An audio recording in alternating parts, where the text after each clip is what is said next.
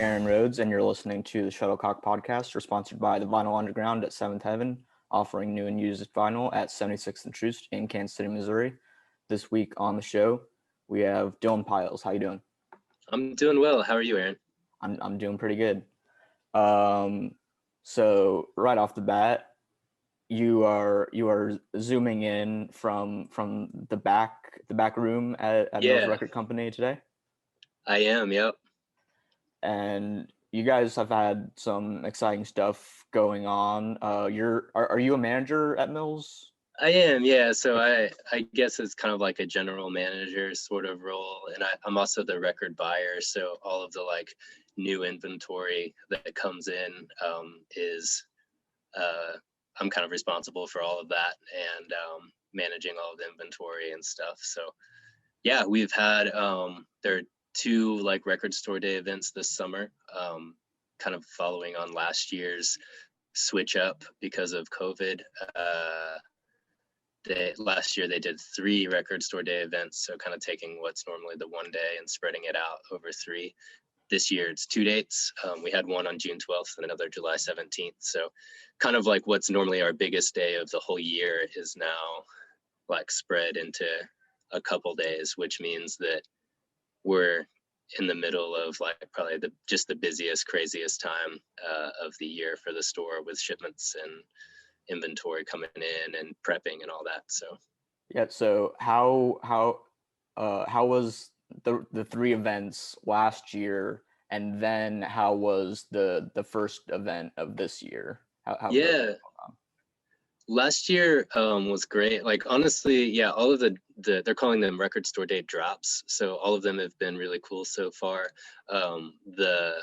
The ones last year, it was really hard to know, like, because it was right in the thick of the pandemic, and so many things were changing, and like we had placed orders for a record store day that was going to be in April before we even knew like kind of the severity and extent of the pandemic.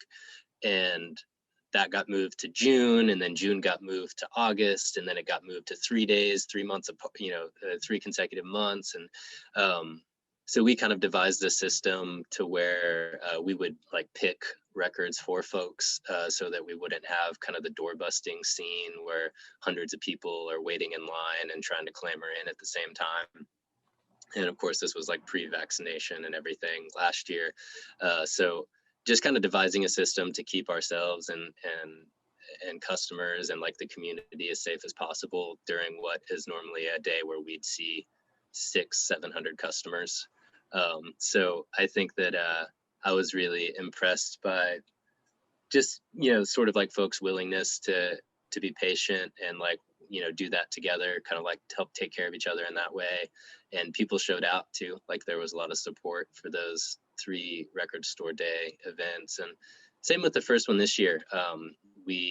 One of the nice things too is we're able to still do like online sales like after the initial wave of in-store sales. And so there are still a lot of folks who are who would maybe normally like travel to come to record store day at our shop, who aren't traveling right now even still this summer, who are shopping online with us. So still kind of like being able to bring that experience to customers and like have that connection, like even with the circumstances, has been really important for the shop. And kind of like for me, like as a person who, is spending all this time like ordering and processing inventory and all of that stuff, it's good to see it kind of all come together and be successful. So No, yeah, and I didn't make it there for the event this month, but I imagine it was a little more fun than the 3 last year. I know you guys had the Freedom Fair play in the parking lot. Right. Yeah. So last year, obviously, we didn't do any live music, any sort of like, there was no kind of like party element to it. Right. And this year we decided to do live music in the parking lot for the June 12th event. And yeah, we had the Freedom Affair, who is like one of my favorite local bands and always just like bring an amazing time. They played Record Store Day in 2019. So like 2 years ago, they played kind of like the last normal record store day. So we had them back, and they were great. A lot of people came out to watch them outside. It's still like a little bit weird to say to invite people into kind of a space together, just because there are a lot of folks who still for whatever reason aren't vaccinated, and we're not really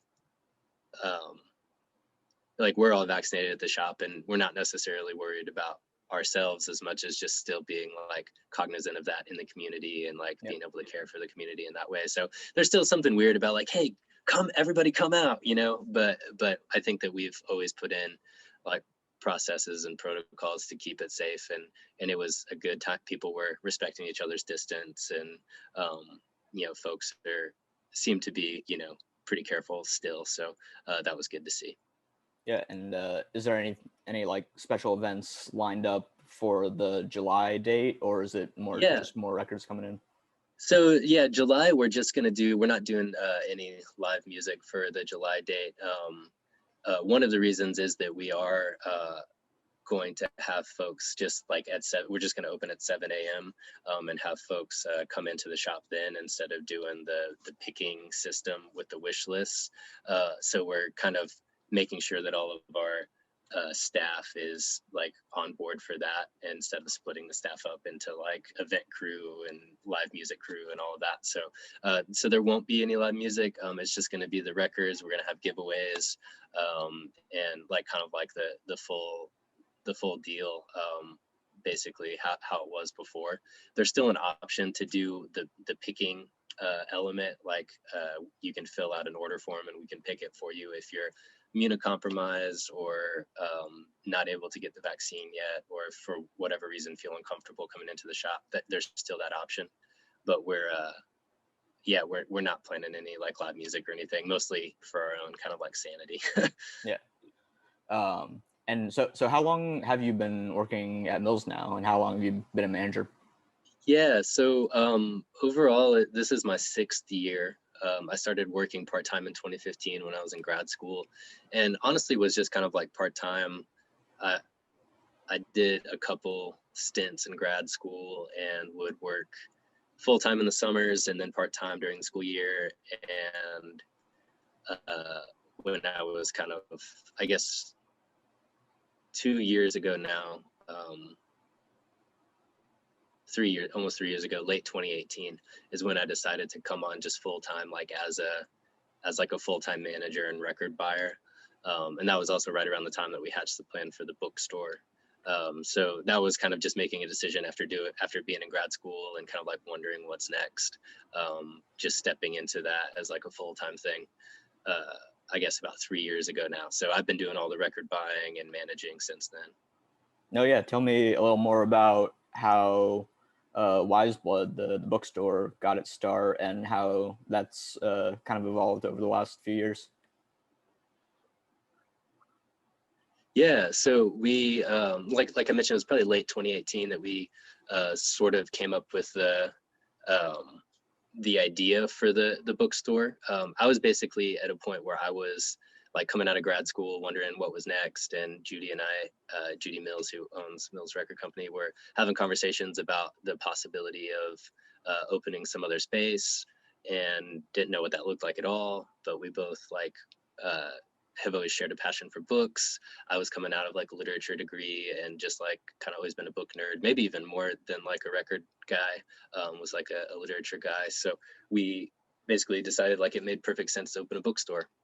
And we spent the majority of 2019 like prepping for that, planning for that, bringing in inventory.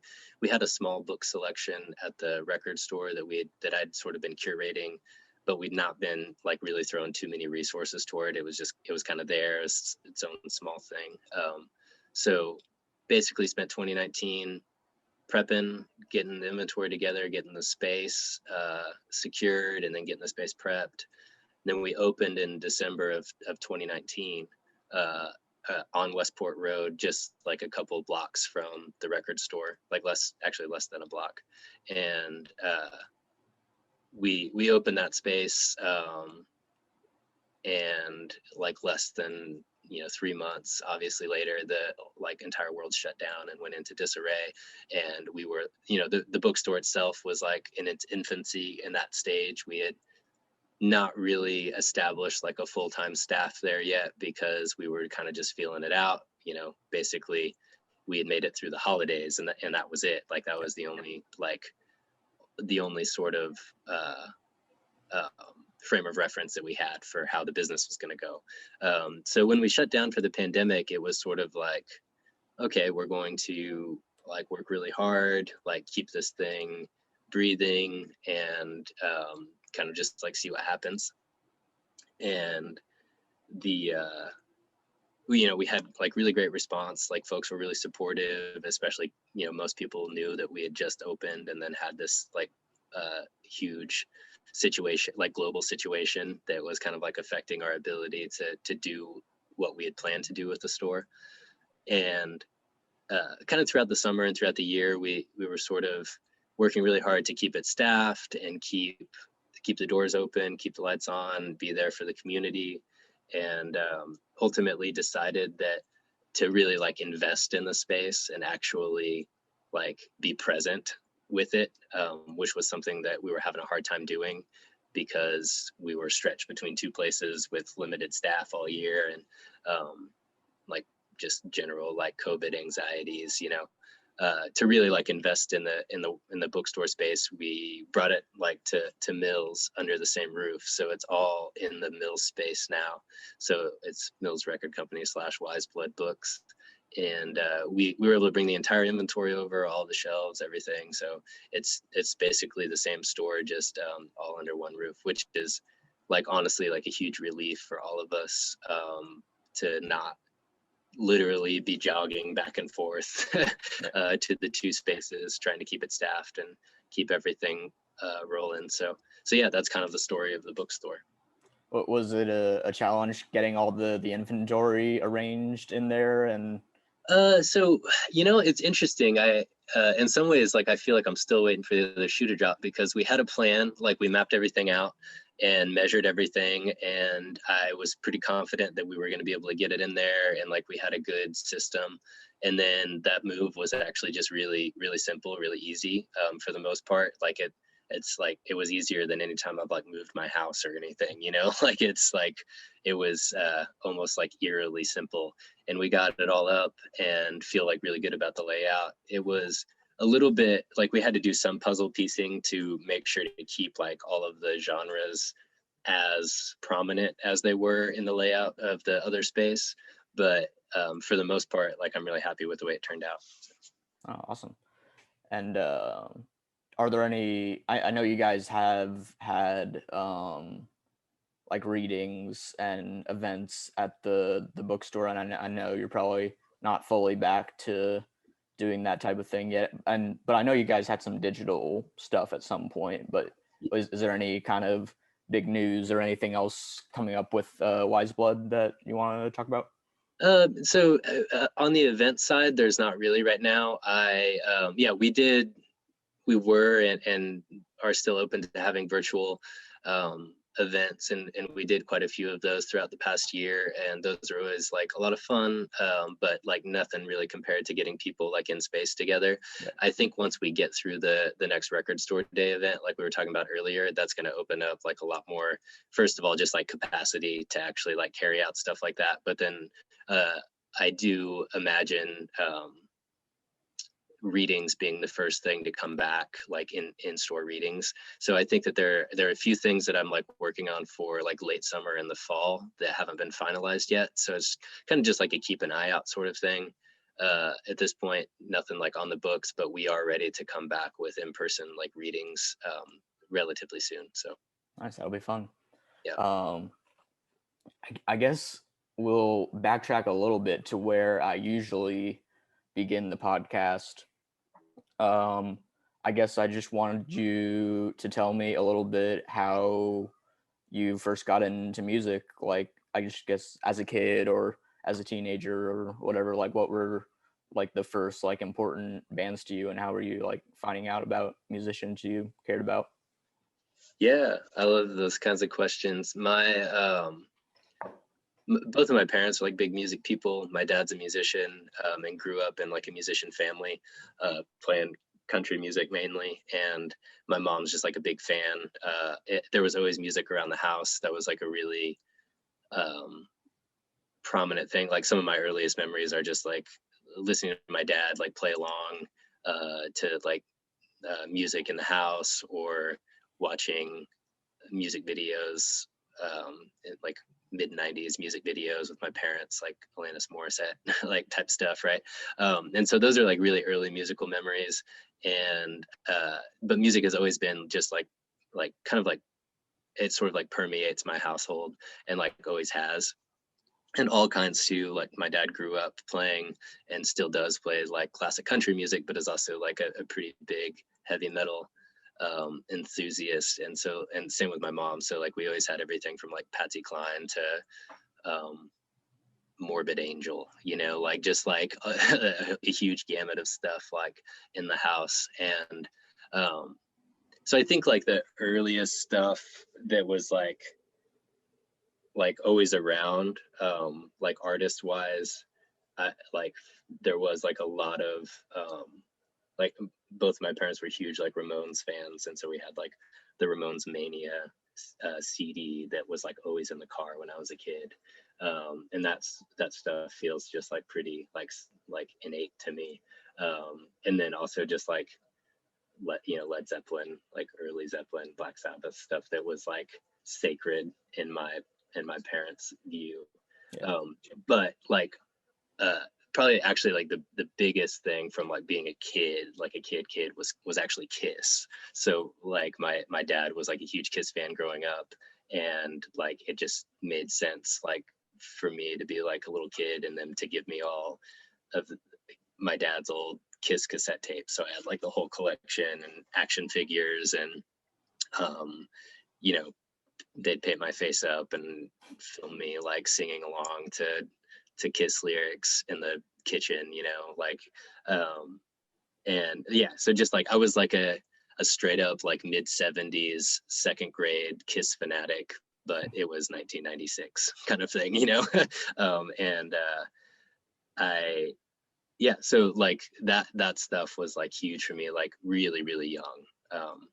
When I started getting like old enough to kind of like choose my own stuff and to like venture out and get more like personal with my music selections, I was like you know, immediately like interested in like anything like antagonistic and abrasive and dangerous, I guess, like you know, stuff that I thought was, and I think that some of that like goes back to Kiss and the Ramones, and so you know that those early influences like kind of like cross over into that. Like I just wanted stuff that was for whatever reason like dangerous. And so like I thank the the Mid-Continent Public Library in North Kansas City, where I grew up, for kind of being able to supply me with all of my like early musical choices. I would basically just learn about music on, you know, through magazines or through like conversations with my parents.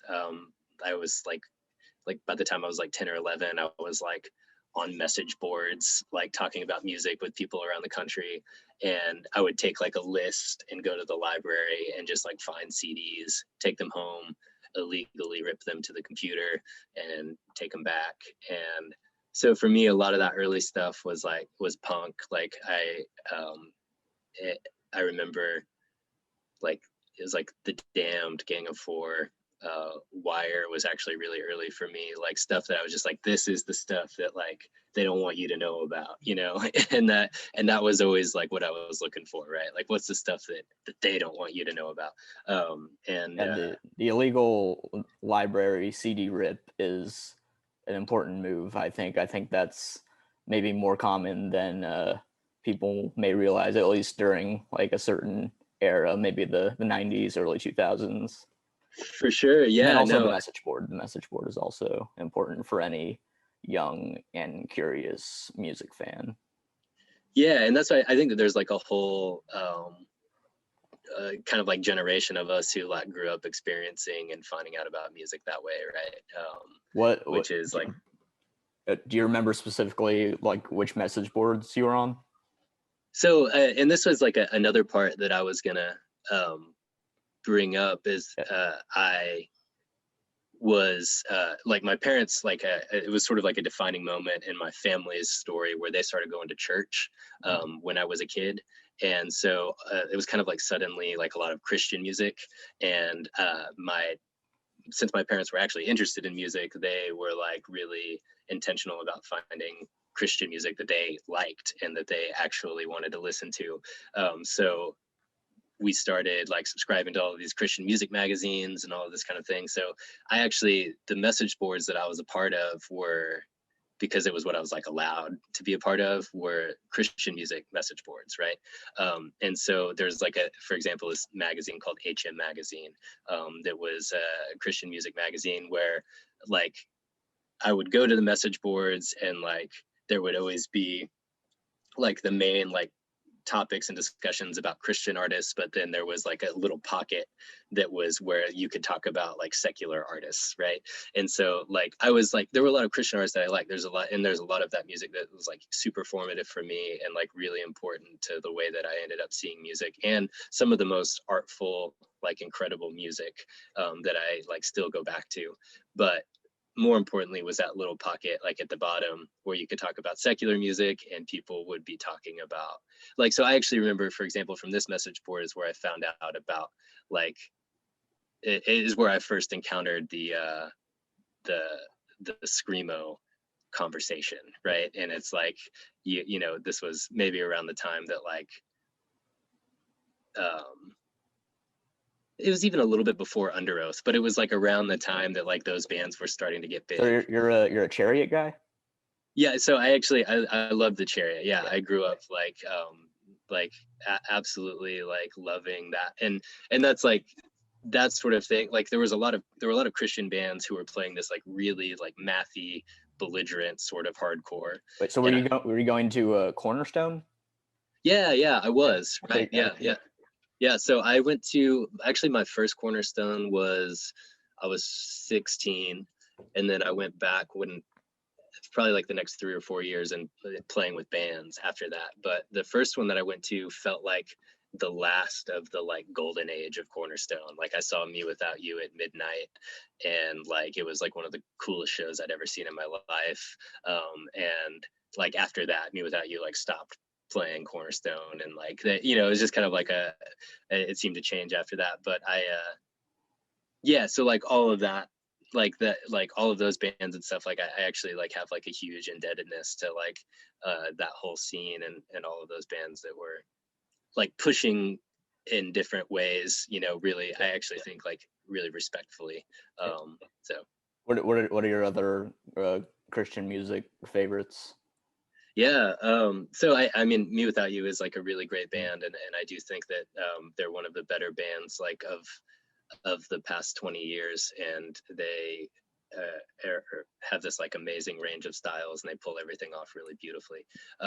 But Starflower 59 was a band that I encountered through that scene that I grew up listening to and did not realize until I got a bit older that and I was able to, and I started listening to other shoegaze music, and I was able to put them in the context of shoegaze and realize that they're actually like the best shoegaze band. But that's like not something that I wasn't thinking along those lines when I was a kid, right? Mhm. But yeah, Starflower 59 is like in the Christian scene, and like just like best guitar riffs, best production, like amazing band. Danielson Family is like another uh, band, and Danielson is like kind of like this outsider folk thing that he got into a lot of trouble. Well, not a lot of trouble, but he was antagonistic towards mainstream evangelical Christianity in a lot of ways that like a lot of people were like, he's taken it too far. And he like, maybe this is like where we draw the line for quote unquote Christian music. Right. And so of course for me, I was like, that's actually the guy that I'm interested in. Right. So yeah, Danielson, I love his stuff. And yeah, the Chariot was big. Norma Jean, the first Norma Jean record, heavy stuff like that. David Bazan and Pedro the Lion. was, you know, he's sort of like separated from that scene, but early on, it's like basically all this stuff that was quote unquote like allowed for me, right? Like, especially at a time where like, and my parents aren't really like this anymore, but at a time where they were like, basically had like converted to Christianity and were sort of like, what do we let them listen to? What's allowed? What's cool?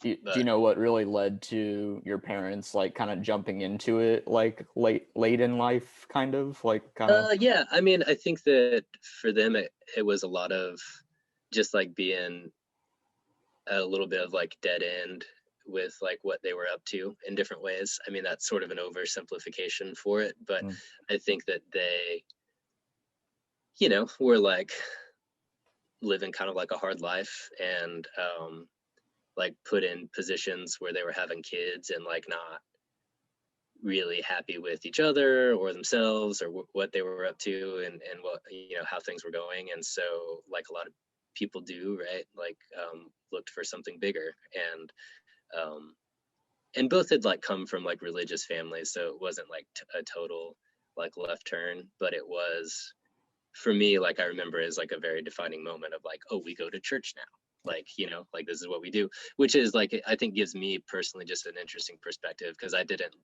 grow up just like where church was always a thing, right? And it was always religious, and like I remember specifically like that turn, and all of the like cultural things that came after that. So Yeah.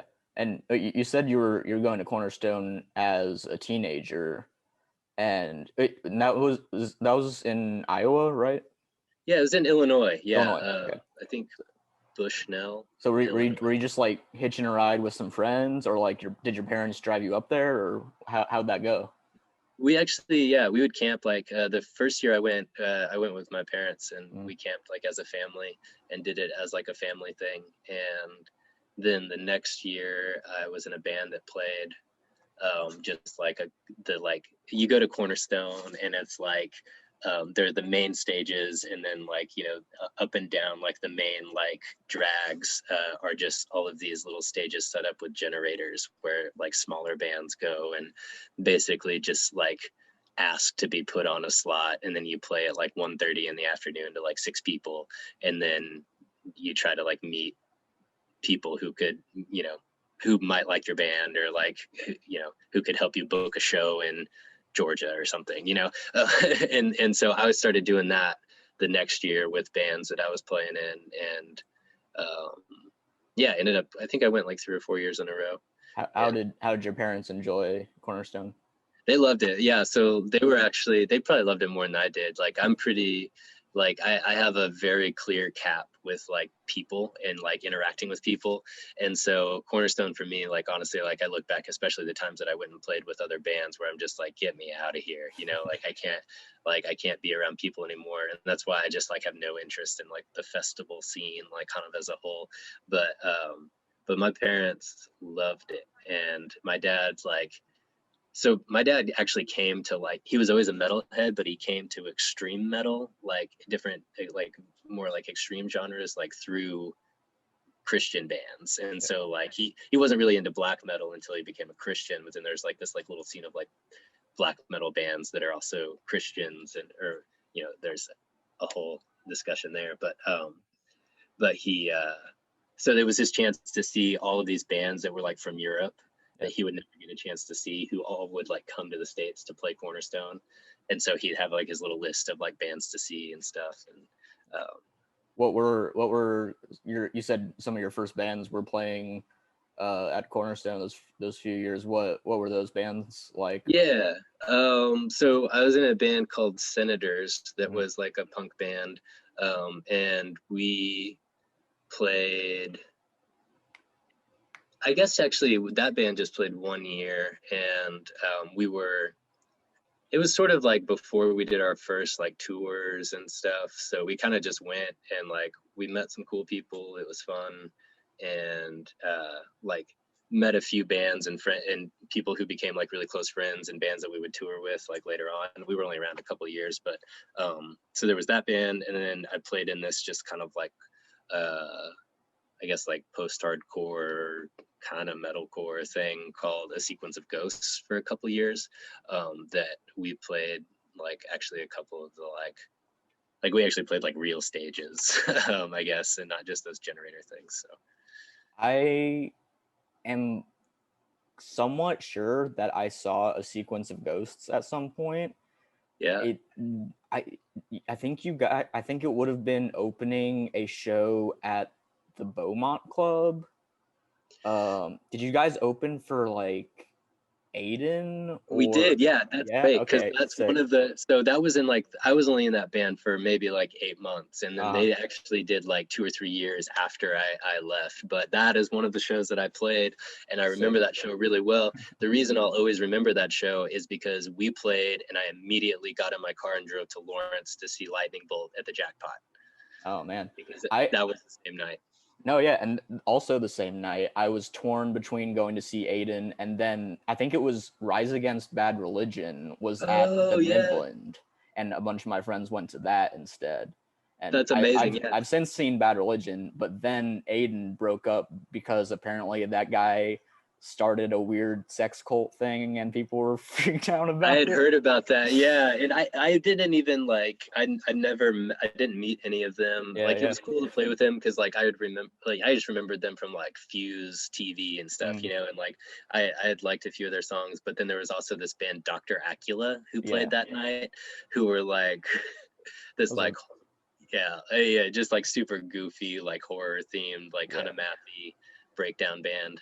They had one song that was kind of at least a banger. I remember, like, Yeah, no, I think that they were one of those bands who just did like dissonant chord, mathy, and then like yeah, huge breakdown yeah. to like, And there was a band called Vampires Everywhere, I think, that also played that show. Wasn't yeah, super into that. Yeah, weird time. for sure. Yeah, we played that. We opened that. I guess they put us on because they thought we were scarier because our name was Yeah. Ghosts. Our name had ghosts in it, so we sounded scary like all the other bands. So Wait. So was the Sequence of Ghosts a Christian band? Ooh, they were, yeah. I Yeah. think it was It is funny because Aiden did kind of do like a satanic type like aesthetic yeah, thing. Yeah. for sure. Yeah, I think that yeah, we were just like at that was a point where we had just started the band and we were just playing every show that we could, I Yeah. think.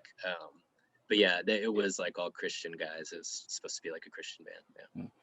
And okay, a mutual friend of ours told me to ask you about a time when Senators played at Yahweh Underground, and something funny may have happened there. Oh yeah, man, that's great.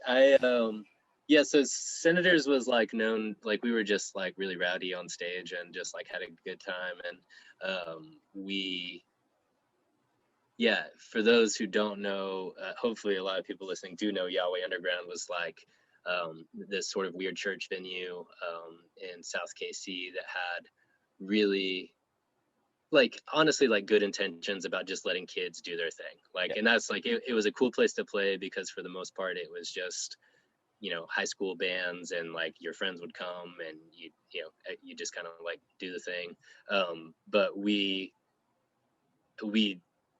Senators specifically like tested the limits of that like in the way that we did our live show, which was just kind of like often like really rowdy, sometimes like playfully violent.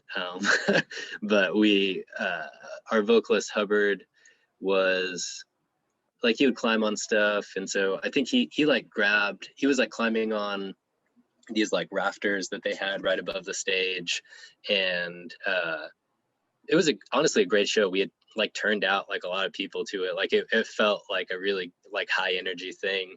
And so Hubbard just like sort of takes off over the rafters, and then big dude that was like working the place that night, I can't remember his name, but he's just kind of like bigger guy that was always there, like kind of a little bit tough looking maybe, like comes up like in the middle of our set and like pulls Hubbard down and like basically like waves the band to like stop the show and like waves us off. So we like stop, but we're also like 17 and like punk kids, and like we're gonna be like we're gonna respond, and that, based on those things. And so like he responds and he's like, you gotta stop climbing on the stuff, you're gonna break stuff. And he was worried about like the water lines and the electricity, the electricity that was running through pipes and stuff, which I guess is super valid looking back as now like a 29-year-old adult. But at the time we were just like I think that Hubbard started kind of like poking back at him, and then I started playing a little bit, and I basically just like cued the rest of the band to jump back in and start playing, and he's like yelling over the band like stop playing, and then he like takes the mic from Hubbard, like Hubbard tries to take the mic, and then like my friend Micah, is really funny, like my friend Micah grabs the other mic like from the side of the stage, and he comes on and starts doing vocals, and then like the dude like grabs the mic from him, but by the time he's grabbed the mic from him, somebody else had picked up another mic. And so like it was sort of just this like communal like attack on authority. Like we just kept playing, and we basically like finished like 2 more songs with this guy like going around like grabbing mics from people, trying to turn off amplifiers, and like somebody would come back and like like turn it back on. And so this guy's like roaming around trying to shut down our set, but we've got like a room full of punk kids who are trying to keep it rolling. So that was fun. It was cool. That was a great show. Oh yeah, it sounds great. I would have loved to have been there. Yeah. And I know it hasn't been a venue in many years, but like I'm pretty sure I like drove by that spot, and like is that church even there anymore? Like yeah, it's weird. It feels almost like a ghost in my imagination at this point, because like yeah, I think that I thought the same thing. I was driving with a friend recently in that area, and was like, it was somebody who's not super familiar with it, with that whole time and place. And so I was like, oh yeah, right around here somewhere was Yahweh, and I couldn't place it. So I don't know. I think that the church, because it was kind of up on that hill, and right. I know this because I went to 1 or 2 like friends bands shows there like during high school, but also it was directly across the street from the temple where I went to preschool, and Gotcha. which has since become an office park, and Right. they moved that temple somewhere else. But so yeah, that whole kind of Everything a just lot looks of totally different. culture in that like intersection is now just like invisible, and it's very it is kind of strange. Right. Yeah, that is. Well, Had actually, you my dad, so one of my earliest, just as a quick aside, one of my earliest memories of like going to shows at all was my dad played bass in this church band, like 97 or 98 or so, that played Yahweh House like 2 or 3 times. And so like some of like my earliest like live music experiences all together were actually at that place. So yeah. No, yeah, I was gonna ask. I meant to ask if, yeah, like did your dad or any other members of your family like play out with bands, or like do a lot of shows? Like you mentioned, just seeing him play at your house a lot, but Yeah. So yeah, my dad was always playing live music, and specifically like a little bit later, by the time I was like 13 or 14, had started playing just kind of like in bar bands, like kind of for some extra money, and also just to play, right? yeah. So he'd play in like classic country cover bands or like classic rock cover bands, and then I'd get to go like sit in and jam for a little bit and like learn some things. And then when I was in undergrad, I joined one of his bands, like kind of like for about a year, and that was like how I made like extra money in college, was just going and playing like biker bars and Independence and Raytown, and playing Leonard Skinner and like tearing down the house. So yeah, my dad's always played live, and like some of my earliest like live music, like both playing and just like spectating, were like watching my dad's bands. So maybe at some point we'll get you to do a Kiss cover set. You'll paint your face again, and you'll get to renew that whole thing from your childhood. That's kind of like this whole thing's just working toward that. Like that's my North Star. And I also did when I went to college at Truman State, I would go to poetry slams, like the where people like throw down their poetry and then there are judges and stuff. And basically what my shtick was just painting my face in like a really poor version of Gene Simmons and then singing Kiss lyrics a cappella. And I actually made it to the finals once doing this. And there was a lot of controversy and questions about, authorship and plagiarism. But yeah. That's performance art. That's yeah. So maybe we'll bring that back in some way. But yeah, were there any other? Okay, so a few years back, you joined Canyons. Yeah. Were there any other bands we missed between Senators and Canyons? Not of note. No. There's one band called Bad Kids that I played in with my friends Parker and Amanda. That was probably the best band that I ever played in, but we only played one show and then that was it. But no one will ever know about that probably. But yeah, I basically went to college for like 6 years and 7 years, and then decided to like actually be intentional about making music again. And that's when I like joined Canyons and started doing stuff again. So. Oh yeah, how did you meet? Like, did you just know Bobby and Punch just through kind of going to shows over the years? And right, yeah. So I remember I met them. Senators drove to Marshall to play, and we kind of just hit it off, like talking about like music. And I specifically just like have always like Punch and I think about like writing riffs and stuff kind of in the same way, in this weird like this backwards kind of like way that's like part Led Zeppelin, part like outer space. I don't know, like I can't like really even, but I basically knew like from the time that I saw like him play that like I wanted to like jam with him at some point. And so we had always talked about it and like always kind of, it had never really linked up for whatever reason. So then when I kind of like settled, for lack of a better term, in KC and like wanted to like get back into playing with folks, it made a lot, and they needed a bass player. It made a lot of sense to like start jamming together. So yeah, but known those guys for a decade now. So. Oh yeah, so I guess you can't. I don't know if you can speak much to like.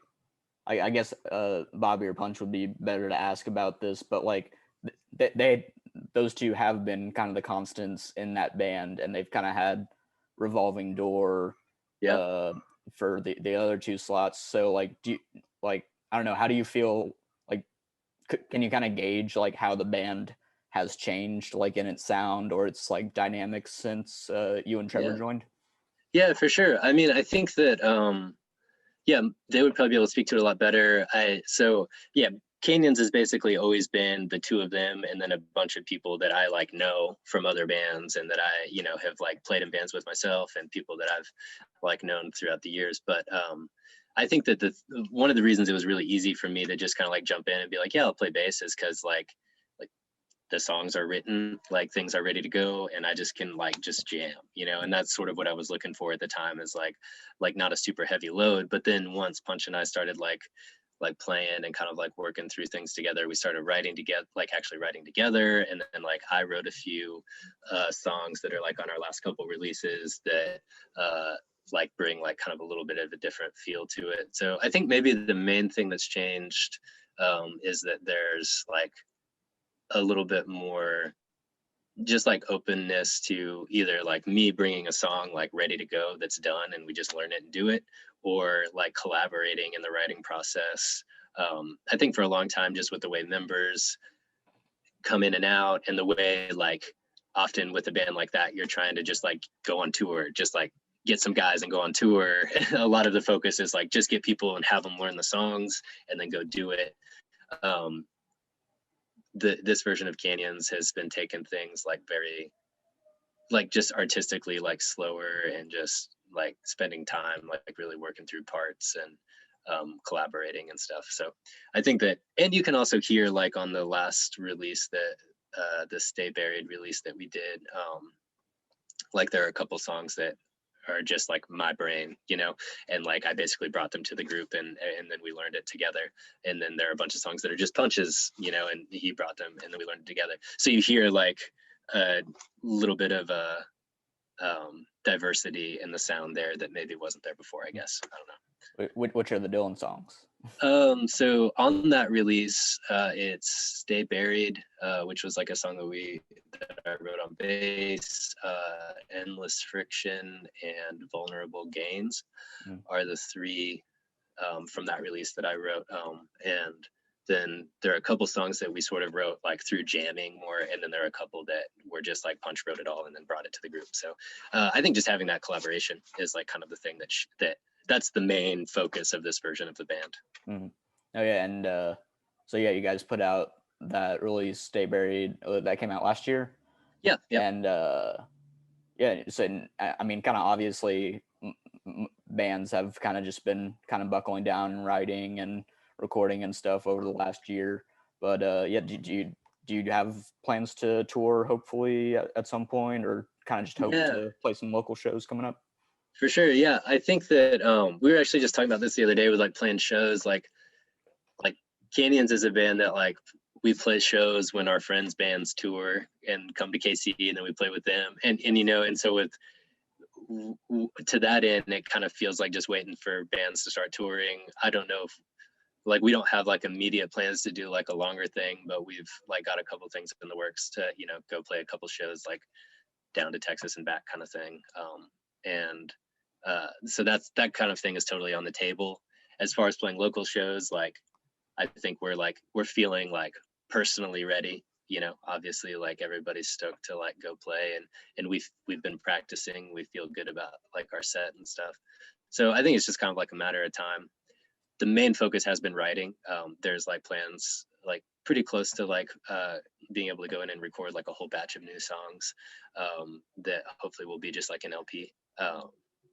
Of course that's all just sort of like in the works right now. There's no like definitive plan for that, but the songs are there and we're working on it, and that's kind of just having fun doing that, you know. Yeah.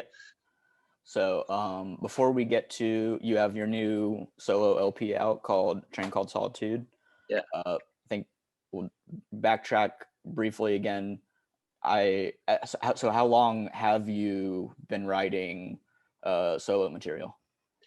Yeah, so that's something that I've been doing since I was, I guess maybe about 10 years now. I started doing it when Senators stopped playing shows, and basically it was like when I was in high school, it was like all of the energy was going into that band, which was like a ton of fun.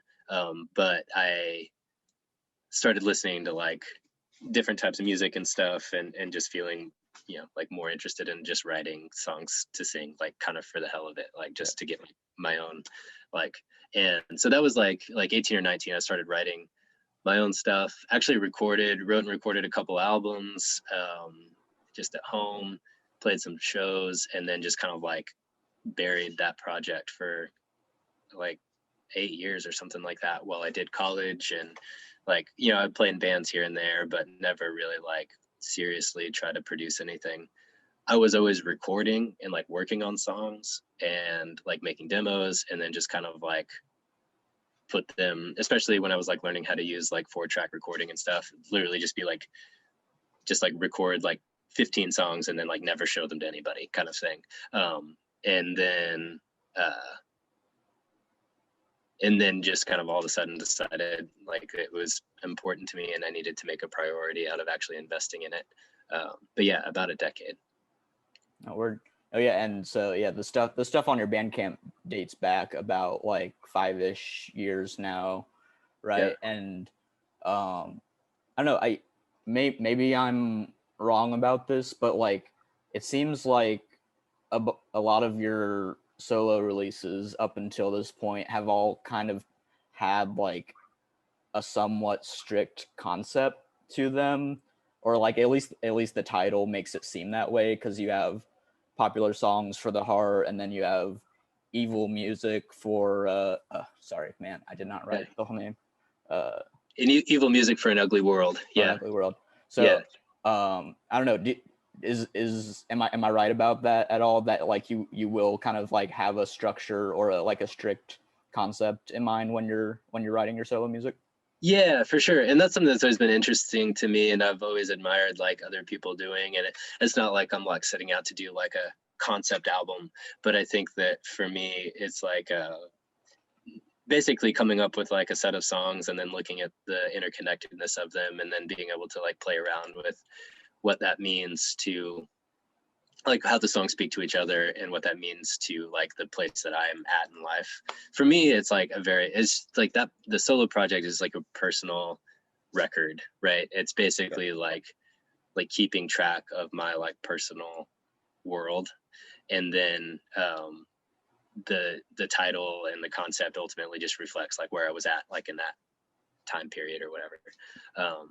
So yeah, I do think that I approach it that way, but not in a way where I like sit down and I like the title is never first, you know. It's not like I'm sitting down and saying, okay, evil music, like what does that mean, you know?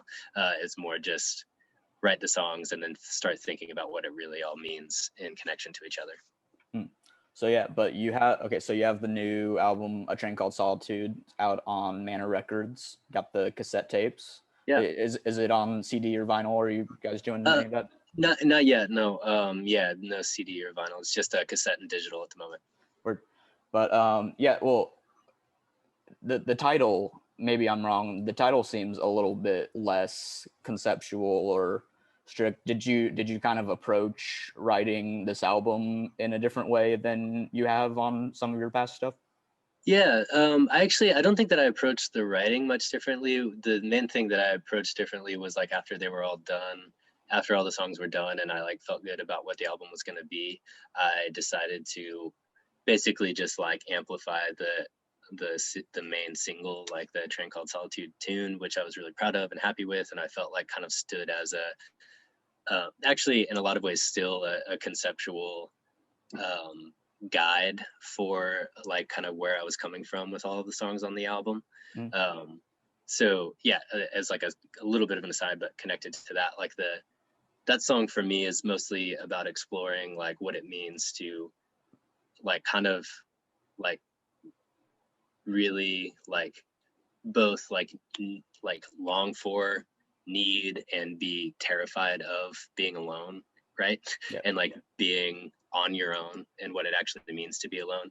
For me, it's something that I crave. Like I crave being alone and solitude, but I also am really scared of it on a macro scale, like we all are, right? Yeah. So it's exploring that, like, especially like in the early days of the pandemic, I could not get enough alone time, right? I was just like, I wanted, the way that I wanted to deal with that was to just be in solitude and just be alone. But that also was connected to and coupled with having all of my relationships, like we all had all of our relationships cut off, right? Yeah. So conceptually, that feeling and that idea for me does guide all of the songs on that album. Okay. Yeah. But it's not set out like explicitly, right? So. No, yeah, and it's funny you kind of mentioned when you're talking about writing for Canyons that both you and Punch have like a kind of unconventional, unorthodox style of writing for guitar or bass or whatever. So, and I have kind of noticed that, like listening to your past solo albums, like you aren't really afraid to like just do like a solo guitar track or like kind of just write like strange kind of guitar parts for otherwise kind of straightforward like folk or rock songs. So I don't know, but listening to this new album, it seems like it's like maybe the closest thing to like a more traditional solo album you have, but still holds some of that experimental guitar work. Like would you say that's kind of accurate? For sure. Yeah.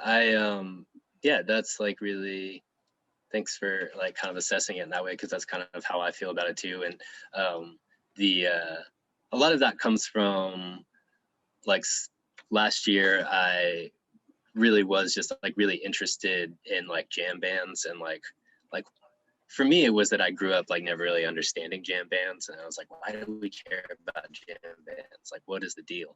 And then I started like actually really thinking about the Grateful Dead and trying to like experience the Grateful Dead, and like on a little bit of a lesser scale, but almost as much, like the Neil Young and Crazy Horse live stuff, and thinking about basically that coupled with the like experimental guitar that I've always worshipped and always like really wanted to emulate, like of Lauren Connors or Thurston Moore, like the kind of like weirder stuff that he does.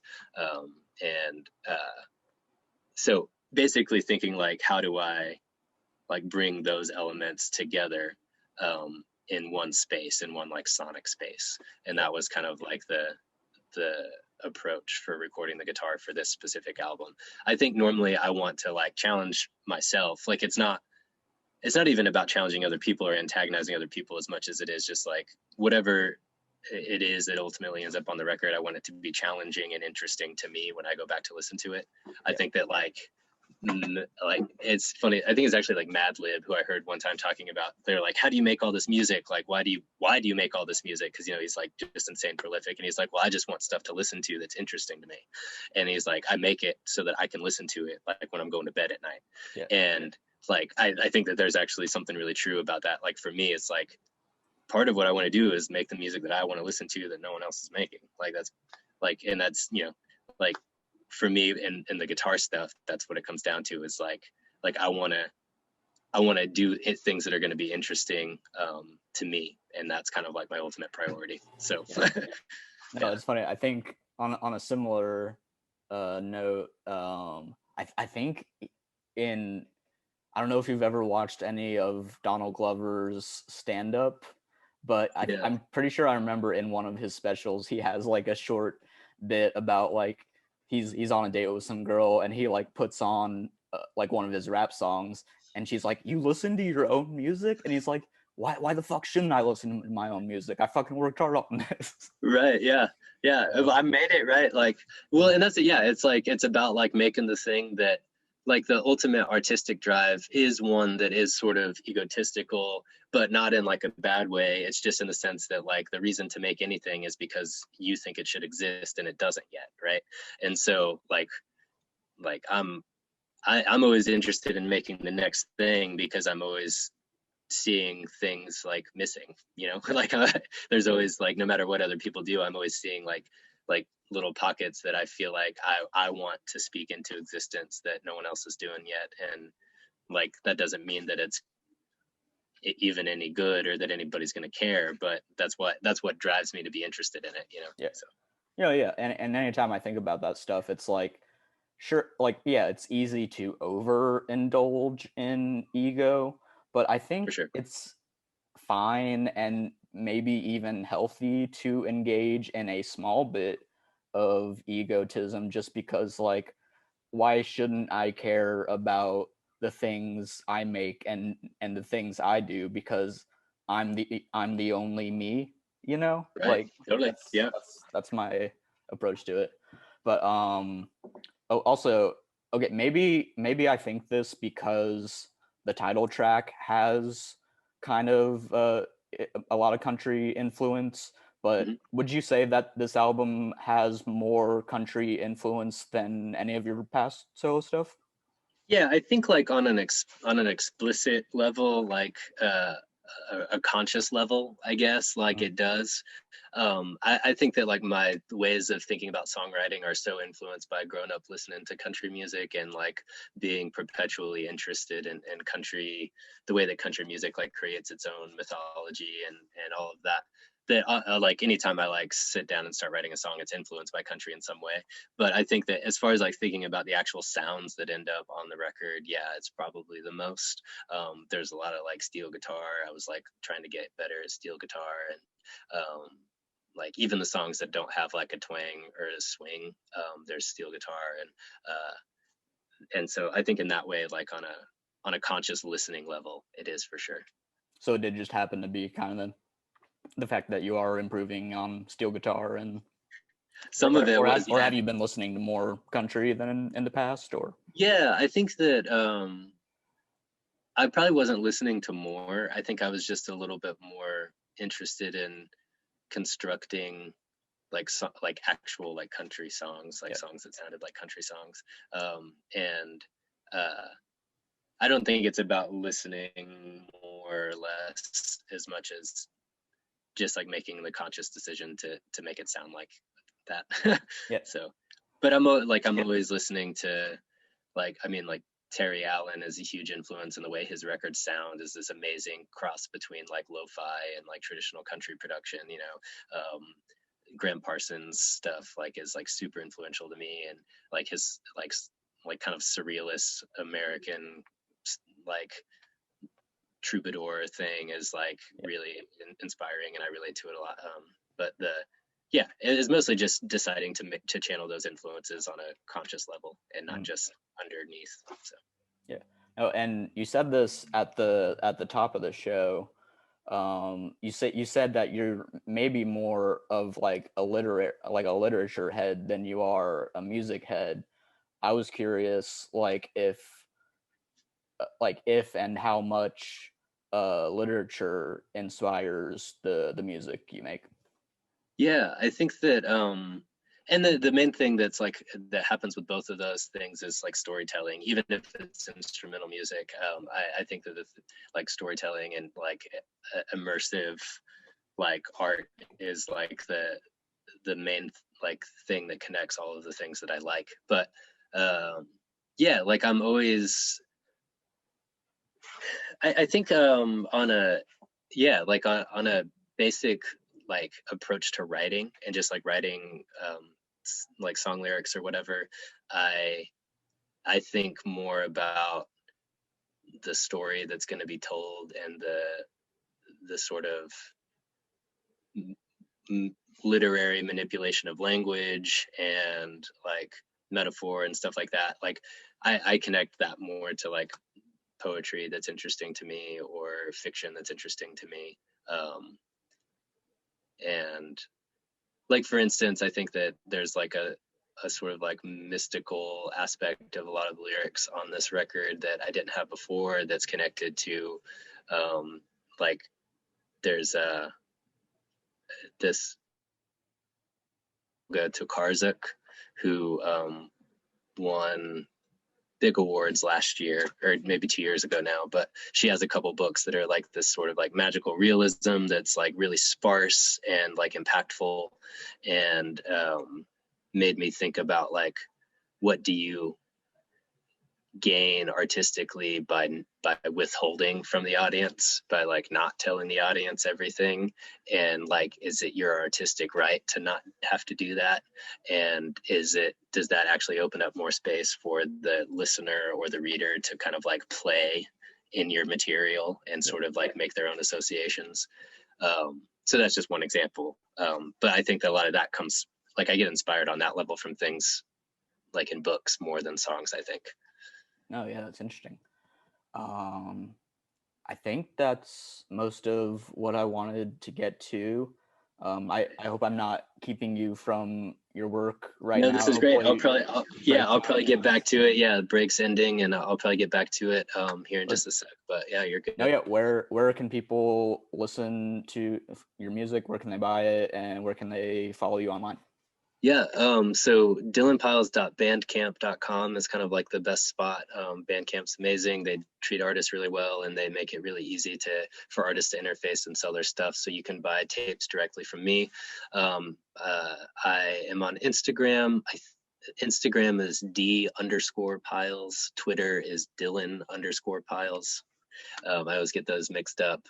And Facebook, I have a music page just under my name where I try to like post and can keep people on top of shows and stuff. But honestly, like Instagram, Twitter, and then the Bandcamp are like ways to hear stuff, buy stuff, and then also keep on top of any like shows or stuff that's happening. So nice. No, and I know you're playing. This won't be uploaded in time. You're playing tonight at the Mockingbird Lounge, but do you have other shows right now? So the two that are kind of like on the books right now that are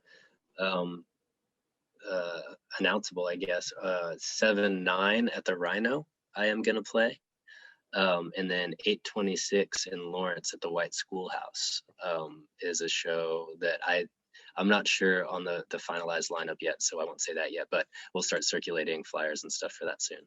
Awesome. Yeah, and people can follow at Shuttlecock Mag on Facebook, Twitter, and Instagram. Shuttlecockmusic.com is the website. Shuttlecockmag.bigcartel.com is the web store. Uh, the second issue of the magazine is out now. The third will be out soon. Look for that. And make sure to subscribe wherever you listen and share your favorite episodes. Thank you for being on the show today, Dylan. This was a lot of fun. Yeah, thanks for having me. It was a great discussion. Appreciate you. Awesome.